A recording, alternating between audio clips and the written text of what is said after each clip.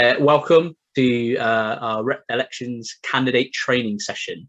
So in this session, we're going to tell you everything you need to know from what roles are up for grabs in these elections, because there are quite a few, and what will be expected of you in that role if you were successfully elected. We're going to go over the elections timetable for you, some key tips on running a great campaign, and the boring stuff, we're going to go through elections rules and regulations as well. So who am I that's talking to you? I am a student representation coordinator in the SU, which means it's my role to do all the fun democracy stuff. So I facilitate our elections. I help run democratic meetings like student council and course rep forums. And I also support our reps and officers when they're elected into positions. So if you are fortunate enough to be elected, you can come to me for support if you need help with anything.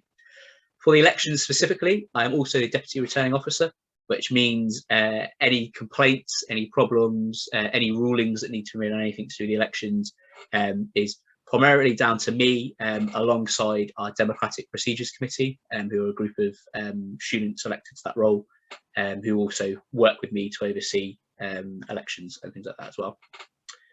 So if you've got any questions about elections or any complaints to make during the elections period, I'm your guy. So we've got a few different roles up for grabs. Today's session, we're going to talk about course reps and accommodation reps. And there's a session tomorrow for part-time officer roles as well. So we'll cover part-time officer roles in tomorrow's session. So a course rep, in essence, is someone that represents the academic interests of students on their course. There is a link there if anyone wants a set of the slides, we can send those out to you in an email to follow the links. But essentially, it's your job to be speaking to students on your course, finding out what is working for them, what isn't working for them, if they've got any ideas to improve the course at all. It's your job to have those conversations with students on your course and then feed those back to your course team and work with your course team on solutions to some of the issues that are being shown and work with us as an SU as well. Course reps, I'll talk about that in a minute actually. Accommodation reps first. Accommodation reps are very similar to course reps, except for, as the name suggests, they work basically in their accommodation halls rather than on their course. So instead of academic issues, accommodation reps deal with any issues that come up for students that are living in the main halls of residence at the University of Suffolk. So basically, it's your role as a rep to work with your accommodation team and to work with the Students' Union to give students the best experience they can have in their accommodation. So that could be, tackling accommodation issues, or it could be working with accommodation teams to try and run social events, or to generate a bit more of a community spirit in halls. It could be a range of different things. Both of these roles can be towards your Suffolk Plus Award. So this is a new scheme we launched last year, where it's a tiered employability award. So we've got bronze, silver, and gold levels. Any hours you spend volunteering for any role, so maybe you'll be lucky enough to be accommodation rep and a course rep, you could combine your hours you spend on both those roles to go towards your volunteering hours. So you need 10 hours for bronze and so on. Basically, the higher the level you get, the more awards you get from us as an SU, and whatever level you achieve also appears on your HERE award as well.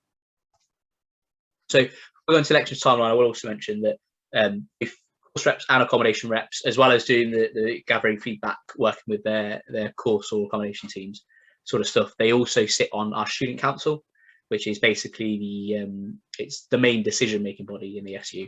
It's where all reps get together from across campuses and basically discuss and vote on ideas to improve the student experience. So as a course rep or accommodation rep, you get to sit on that student council, which meets once a month as well.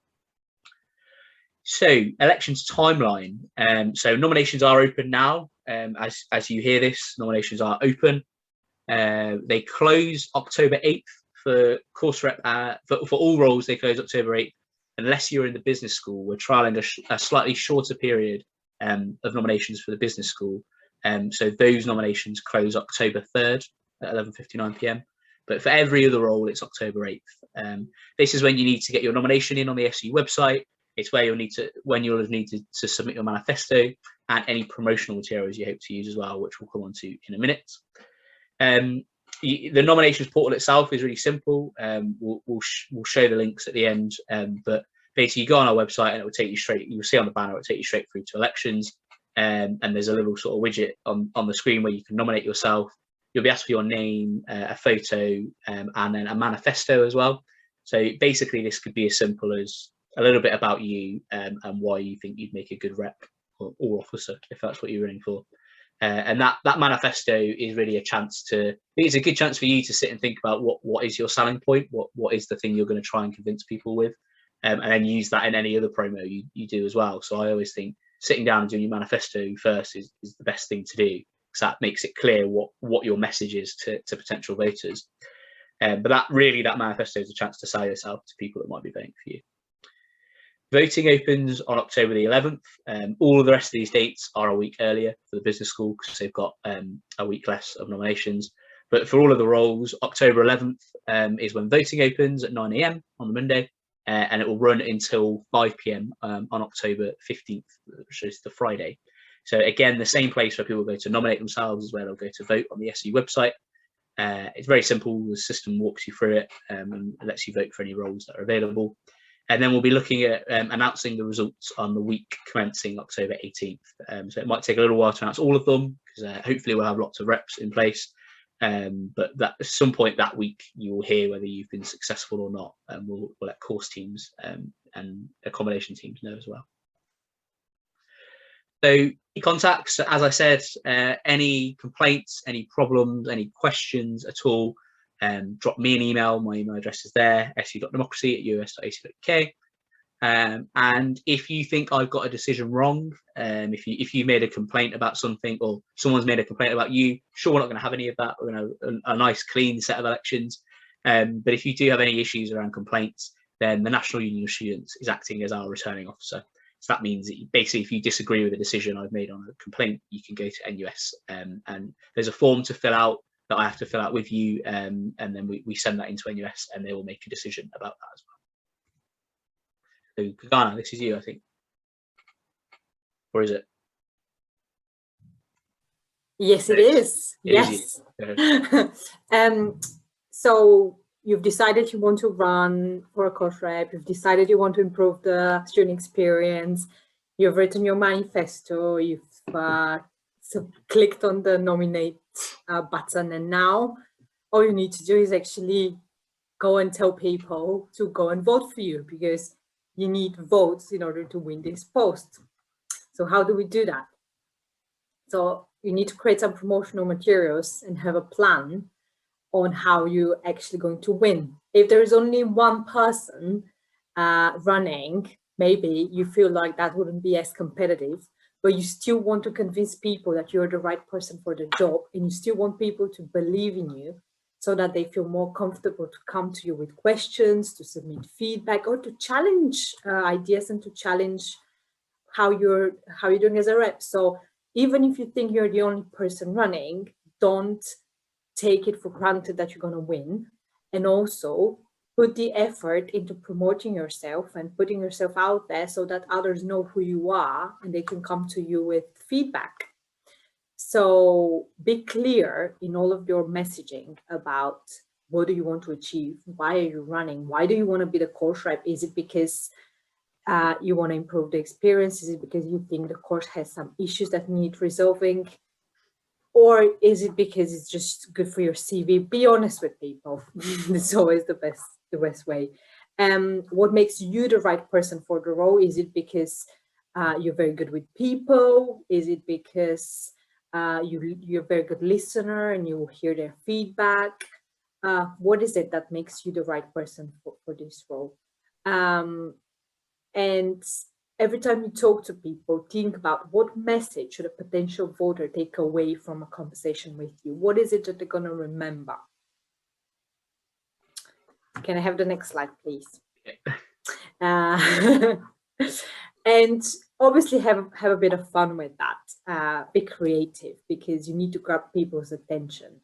And how do you do that? By doing something a little different. So don't just hope that someone will log in and vote for you. One, they might not know that elections are going on, so you really need to tell them that. And you can campaign in ways that are a little bit different than just doing a lecture shout out or handing a few leaflets at the end of the class.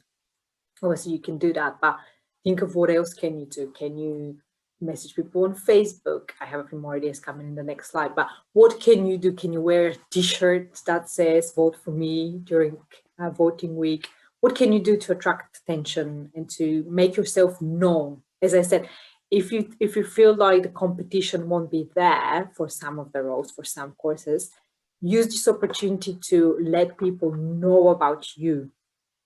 Don't waste the time not putting yourself out there.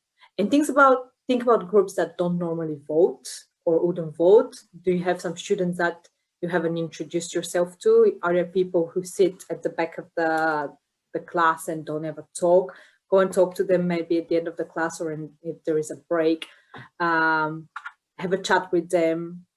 Try and reach out to them. Basically, try and reach as many people in your course as possible. They're potential voters. They can vote for you. And if you win, they're the people who are going to submit feedback, and they will hold you accountable as well. And when you start planning your promotional campaign, less is more. Use bullet points. Don't write essays. Don't write novels. Very short and sweet. People wouldn't read loads and loads and loads. Be very clear about why you're good for the job in your manifesto and on social media. Have a hashtag if you want to use social media to promote yourself. Always have a call for action in your posts. If you're sending an email, if you're sending a WhatsApp, if you're texting a friend who can vote or sharing something on Messenger, always have a call for action, which in your case is vote for me. And it's vote for me on this specific link. Don't expect people to know where to go. Make it very easy for them. So you have to click on this link, and then you have a little button that says vote. So you select me, and then you click vote. And that's how I'm going to get this position. Please do that for me. If you want, take a screenshot. If you want, screen record your phone when you vote for yourself so that you can show them how to do it. We'll do our best to show people how to vote. But because you are the one who want them to vote, you have to put in effort in explaining as well. So always, always, always have the link there and call for action. Don't just share, oh, I'm running for this role. Ask people. Tell them what you want them to do. And then a few ideas that we already mentioned. Send some personal messages. Don't be shy to do that. Don't spam, of course, make them personal. And if they come back with questions, answer these questions and take the time to engage in a conversation. But do send personal messages to people. Approach them during class, after class, talk to them. Any promotion that you do on social media, tag the Students' Union. This is showing that this election is going on. You're acknowledging. We can share, we can promote it as well. So tag us on your social media posts. And if you've helped people in the past, if you've done something amazing at the university or in your football club, crafts class, whatever you've done in your free time, take quotes from people and use these to prove that you're really good for that job. And these quotes would be a very easy copy for you to use on social media and in messages. And instead of thinking of what do I write, how do I promote myself, what do I write about me that doesn't sound like I'm promoting myself too much, ask for quotes, and then this is something that someone else said about you. So it's always a little bit easier when you share it and it's like, oh, this friend said that I'm really good at communicating. So if you don't want to take it from me, take it from them. So these are just a few ideas. There are a lot more, but as we said, for course reps, if you do these things right, we believe you'll get the role. And if you have any questions at all, just message us, email Bradley or email the ASU social media or the ASU email, and we'll get back to you. Yeah, and just on social media as well, it might be that there's like WhatsApp groups or Facebook groups, whatever, for your course. Those can be a really good place to promote if you're running for a course rep role or if you're running for a combination rep role as well. We ask that you ask the admin permission first, and we'd like it if the admin would let anyone running for the role post in there. But definitely look for those sorts of groups as well. They can be a really good way to get your message out as well. Absolutely. A reminder, as candidates always forget this, voting is in ranked order. So we use the single transferable vote system in the SU. Basically, what that means is when students go on to vote, they don't just tick a box for who they want and that's it. They will be asked to put their candidates in order of preference. So, let's say you've got 4 people running for a role. You might have your favorite candidate, maybe it's your best friend or whatever that's running, and you think they do a great job. But there might be someone else as well that you think, actually, I could see them doing a good. I'd rather my friend get in. I'd rather this person get in. But I could see this person doing an okay job as well. Then you might want to put those as second. Maybe you also think that of one of the other candidates, you put them third. And then maybe there's a candidate that you just don't want at all. You don't think they'd be good at the job at all. That's fine. But that so you don't have to put them in the rank preference at all if you don't want to. So you don't just tick a box. You choose in order of how you prefer. Who would you like most, and then second most, and the rest of it. Of course, you can just vote for one candidate if you want to. You could put one person as number 1, and then not preference rank anyone else at all. That's completely up to you. But there is that option to preference rank. And if you're running to be a candidate, consider that as well. So if you're already, particularly some of the larger courses, you might want to. There might be someone that says, "Oh, well, I've already decided who I'm voting for, and voting for such and such." If you can't convince them to change their mind, then you can always ask them for their second place preference. And what happens basically is once all the first place preferences are added up, people start to get eliminated if they've not reached a certain quota of votes, and their second place preferences will get redistributed to everyone else. So it is possible to win. Or you might not have the most first place preferences in the first round, but you could still win if lots of people have put you second or third as well. So it's always worth thinking about that as a candidate if you're asking for people to give you their vote. I'm going to go through some of the boring stuff. It's stuff that candidates need to know. A lot of this is common sense. A lot of the rules and regulations, basically just play nice. Don't go out of your way to be horrible to other candidates or to disrupt their campaigns. Just focus on your campaign and your positive message. If you do that, then you probably won't go far wrong. But here are some of the more specific rules and regulations. Candidates must abide by students' union policies and procedures, including the Equality and Diversity Policy, which is on our website, and we can send you a copy of that if you ask for it by email. It's pretty standard stuff. We don't want to see any sort of like racist or discriminatory language, sexist language, anything like that. Things that should be pretty common sense in 2021. What we do also ask is if, say, you're doing some campaigning, you're doing some leafleting or something, or you ask to do a shout out and a staff member says no for a lecture, we ask, even if you feel like that's really unfair, we ask that at the first instance you respect that.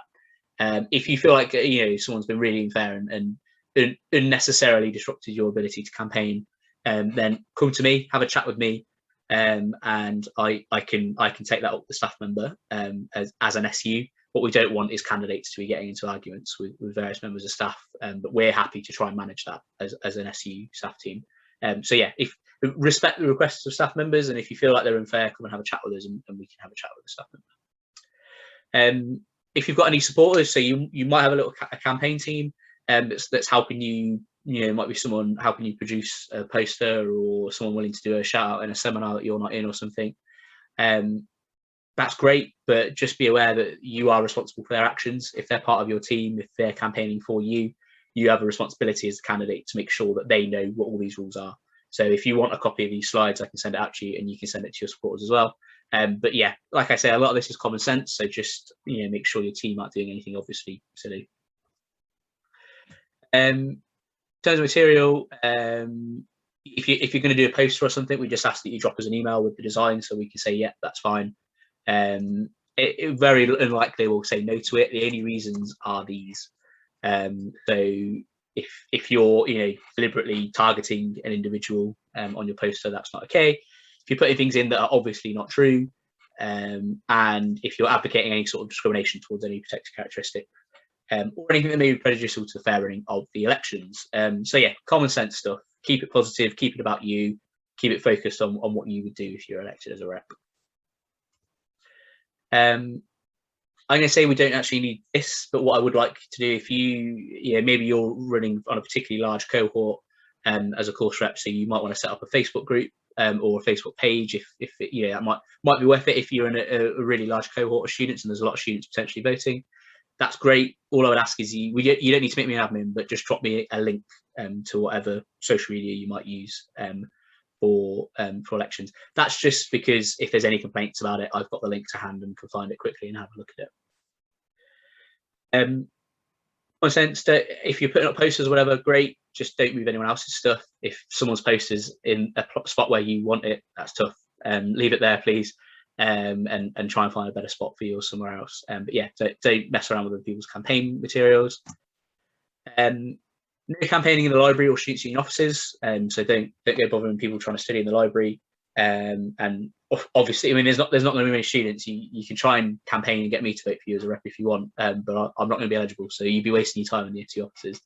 But yeah, in general, avoid campaigning in either of those two areas. But unless otherwise told by another staff member, everywhere else is okay for now. So students can vote online, obviously. So what candidates might do sometimes is have like an iPad or something with them.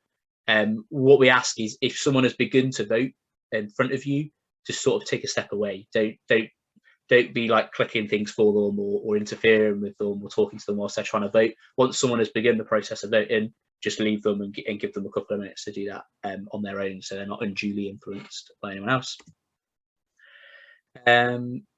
And yeah, common sense. Don't be like blocking doors or stairways or anything like that. Don't be doing any sort of unsafe campaigning and trying to hand out leaflets in the middle of a stairway is probably not a great idea, particularly if there's lots of people come down at the time. So just be sensible where you place yourself.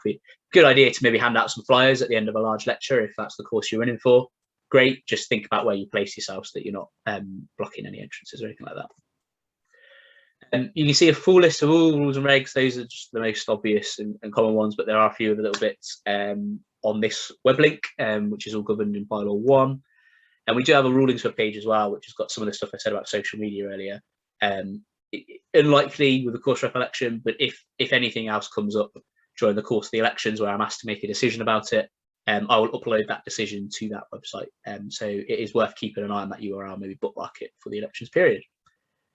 And we will also have a candidate hub as well, which we will upload recordings of this. So if you're watching this, you're probably already on that page if you're watching the recording. But we will update that with any resources that could be useful to candidates throughout the elections period.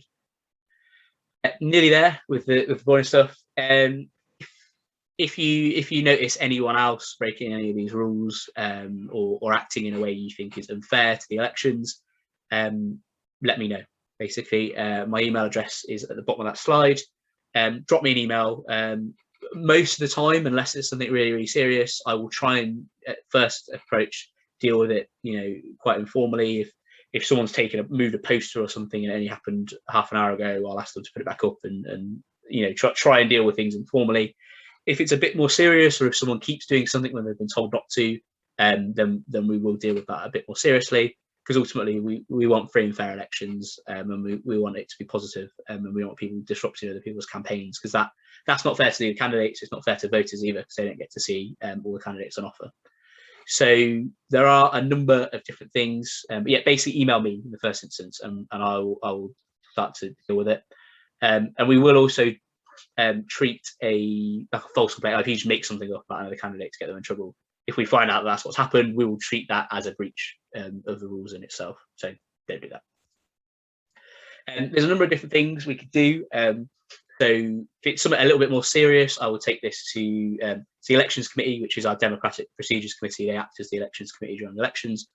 I will take, if it's something a bit more serious that maybe needs some sort of punishment in place, then I will take this to the Elections Committee, and we will have a discussion about what we think is the best option, and I will do as directed by the Democratic Procedures Committee. So this could be something as simple as removing publicity material. So let's say you've put up a poster that we've not authorised and it's got some, I don't know, something on it that it shouldn't have. The most simple thing we could do is take that down, take that poster down, and order you not to put any more up, or ask you to remove a social media post. That's the most simple thing that we can do. If it's something a little bit more serious than that, we might ask you, well, we will tell you to stop campaigning for a certain period of time. We have done this in the past, and we will do it again if we feel like it's necessary. That could be a whole day out, or it could be a few hours, depends on the situation. And the absolutely most serious case, which I'm sure we will not have any of this year, is removal of individuals' candidacy. So we could basically withdraw you from the election. If that, you have to do something pretty serious for that. So I'm hoping we don't get anyone even having to be considered to be removed. But we can do that if someone is breached rules in a very serious way, or maybe in a more minor way, but they keep doing it when being told not to. And that might be an instance where we would consider removing someone's candidacy. That's it. I'm going to stop sharing now, and that's all the harsh. All that sounds horrible. We have to let candidates know about that stuff, but I'm sure we're not going to have any of that at all. We're going to have a lovely set of clean elections as well. So yeah,